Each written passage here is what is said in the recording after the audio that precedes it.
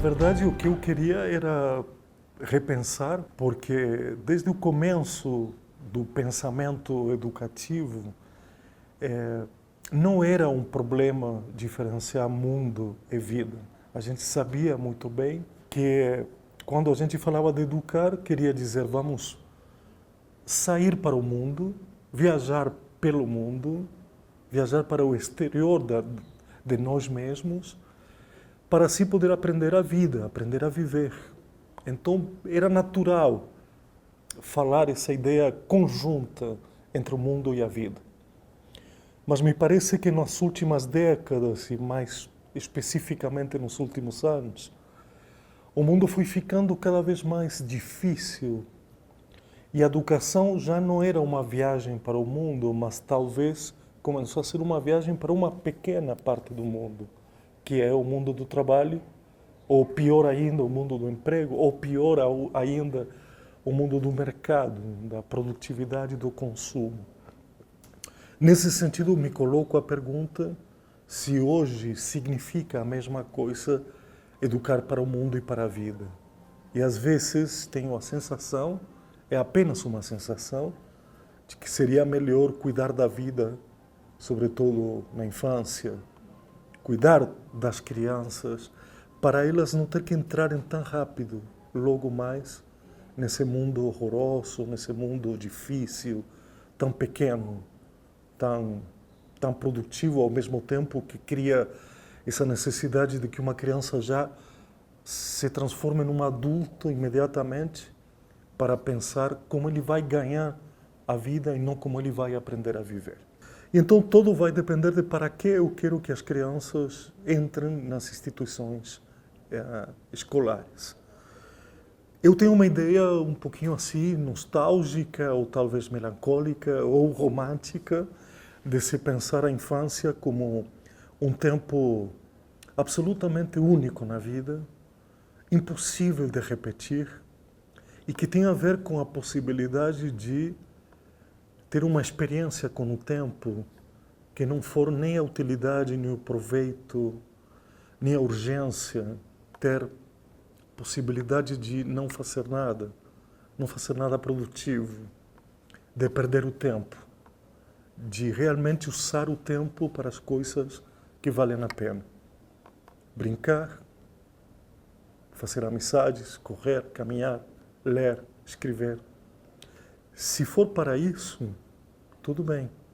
Tem muitas crianças que precisam da escola porque elas não têm a oportunidade de ter um destino familiar ou um destino no bairro ou na cidade onde elas moram, pela desigualdade, pela falta de equivalência. Então a escola poderia compensar um pouco essa incapacidade de achar o próprio destino. Mas se é para já adultizar a criança, para já transformá-la num indivíduo infeliz e incapaz, eu preferiria que não. Se eu tivesse que definir o que é a escola para as crianças, a escola infantil, eu diria o espaço para que a infância permaneça e dure todo o tempo que for possível. Estamos nos preparando há muito tempo para uma escola melhor, uma escola que se chamou inclusiva, mas também se chamou democrática, se chamou integradora, se chamou de valores, uma escola de competências. Particularmente com a escola inclusiva, eu tenho algumas dúvidas enquanto a se a gente fala tanto da inclusão, quiçá porque ela não existe. É muito curioso que nos países que melhor fazem a inclusão, essa palavra tem desaparecido. Por quê?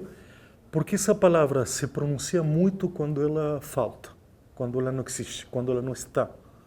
Quando está falando de uma carência, quando a gente sabe que não está incluindo, fala da inclusão.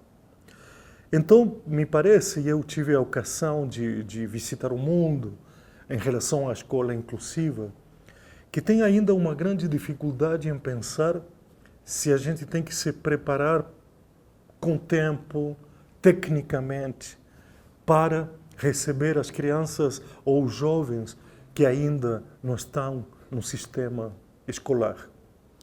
E me parece que não, que a gente o que tem que fazer é se encontrar, abrir o espaço. Eu falo muito de uma escola com hospitalidade, recuperando um velho termo grego dessa primeira forma de fazer política, antes da legislação, antes dos sistemas jurídicos, que era receber ao outro na tua própria casa e oferecer tudo o que você tem para lhe dar, sem importar quem é o outro. Para os gregos, isso era a forma de acabar com o inimigo, com a guerra, porque dando hospitalidade se cria um pacto de amizade, de amorosidade, se você quiser. E a escola deveria recuperar, não tão tecnicamente, nem tão burocraticamente, essa ideia de hospitalidade. Seja você bem-vinda, não importa quem é você, qual é seu corpo, sua forma de aprender, sua língua. Aqui a gente vai tentar dar uma resposta ética e vai tentar ensinar a todo mundo. Então é a nossa responsabilidade, não é a do outro, é a nossa responsabilidade. Criar uma atmosfera de igualdade, um ambiente de hospitalidade, para que qualquer um possa aprender a viver.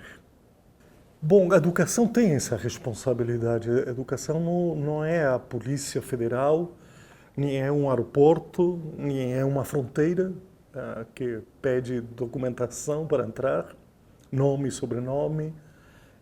Não depende de se a criança vem de uma família rica ou pobre. O mesmo dá. Essa igualdade é cega mesmo. Não é a justiça cega, é a igualdade que é cega. É para qualquer um mesmo.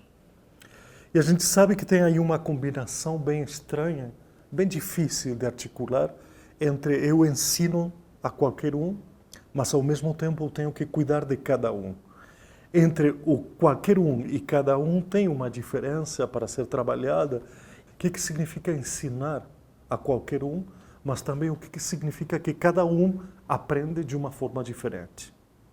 Nessa relação entre qualquer um e cada um, joga-se o que eu chamei a pedagogia das diferenças.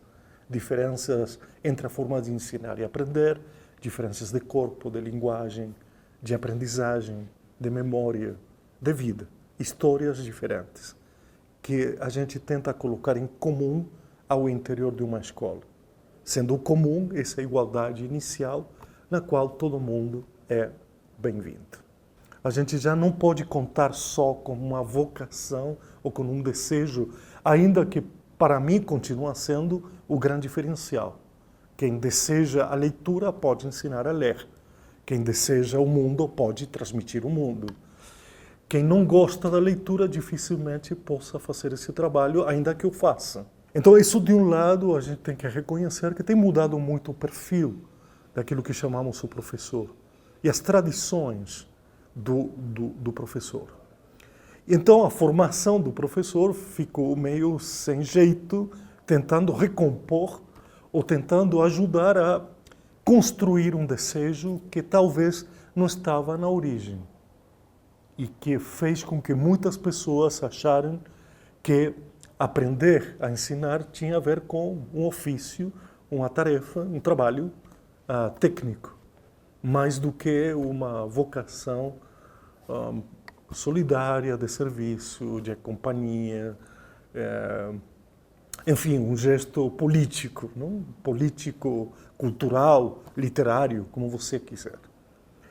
Agora, do outro lado, essas condições materiais fazem com que os grandes modelos de ensino hoje estejam nos países nos quais não é que o salário seja tão maior do que a gente tem na América Latina, mas o prestígio que ainda tem o professor, reconhecido como aquele que tem uma tarefa difícil, importante, e que responde a esse slogan que todo mundo repite, mas ninguém está aí para aguentar, que é que a educação é transcendental. Quer dizer, a educação é transcendental, mas depois todo mundo se lava as mãos e só fica o professor com a criança, com o jovem. Essa solidão do trabalho também deve ser pensada não é apenas o salário, mas também uma condição simbólica do professor. E eu compartilho os problemas, a cotidianidade como eu posso, mas ao mesmo tempo só posso convidar os outros a tentarem sentir a mesma coisa, ou parecido, ou semelhante, e não obrigar eles a um trabalho que talvez não querem fazer. Então a única mensagem que eu tenho é como nos tornamos responsáveis daquela frase política de que a educação é importante. E agora, como continuamos?